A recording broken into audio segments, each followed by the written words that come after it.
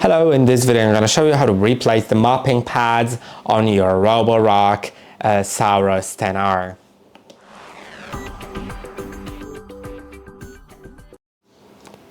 You can easily do it by taking the robot out, finding the mopping pads, and now you can just remove them. Mop mount removed.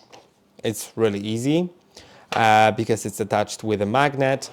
Then you can simply take the mopping pads out of these plastic pads, like so. You can clean them, you can wash them in a washing machine, because it does wash them in the docking station, but of course washing machine would be better, so you should do that every few months. And yeah, then you can reattach it or replace it with new ones. It's a Velcro, so it's easy to attach. Then put it back on.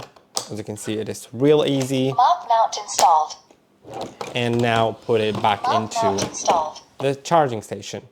So I hope that this video was helpful. Don't forget to like and subscribe, and I'll see you in the next one.